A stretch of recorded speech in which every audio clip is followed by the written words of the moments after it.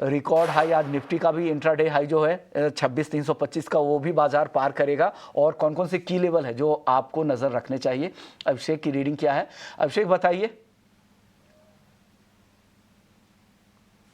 विश्वमोहन, देखिए सबसे पहले बता देते हैं कि बाजार में आज जो तेजी लौटी है उसके पीछे की वजह क्या है, फटाफट दर्शकों को बता देते हैं। तो पहली वजह तो ये कि देखिए लिमिटेड ग्लोबल क्यूज हैं, लेकिन जो भी क्यूज हैं वो बाजार के लिए सपोर्टिव थे। हमने देखा था कि हांगकांग में करीब 400 अंकों का उछाल था। इसके अलावा हम देख रहे थे कि कोरिया में अच्छी बढ़त थी और यूएस फ्यूचर्स में तेजी पर कारोबार हो रहा है। दूसरी चीज़ ये है कि आप ये देखिए कि जो बड़े शेयर्स हैं जो बाजार को दिशा देते हैं, रिलायंस हो गया, एचडीएफसी बैंक हो गया, एसबीआई हो गया, वहां पर आज बाइंग हो रही है और रिलायंस 52 वीक हाई पर जाकर कारोबार कर रहा है और अपने रिकॉर्ड हाई से भी बहुत दूर है नहीं।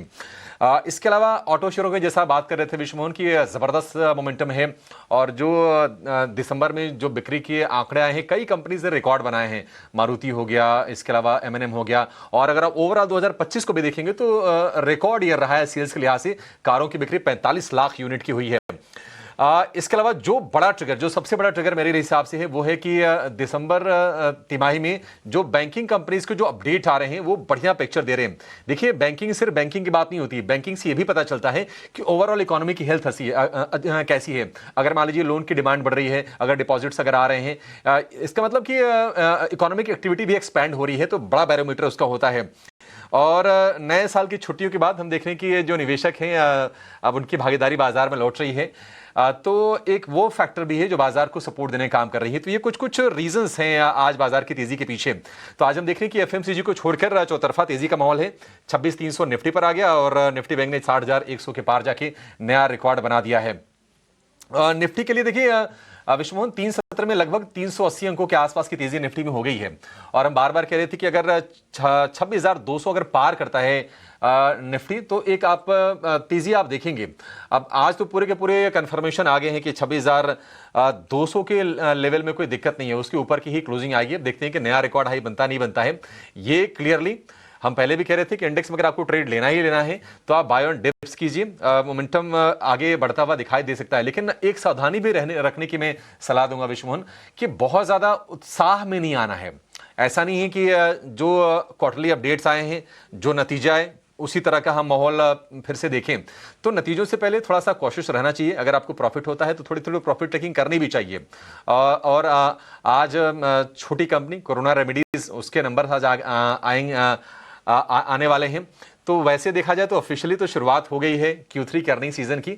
अब बड़ी कंपनियों के जो नतीजे हैं यहाँ से एक हफ्ते ही दूर रह गए हैं। तो मेरा मानना है कि जो बचे सत्र के लिए जो सपोर्ट है वो है 26,200 पर, और जो रॉक बॉटम जो सपोर्ट है वो है 26,000 का विश्वमन। उसको लेकर कोई डेंट नजर नहीं आ रहा है।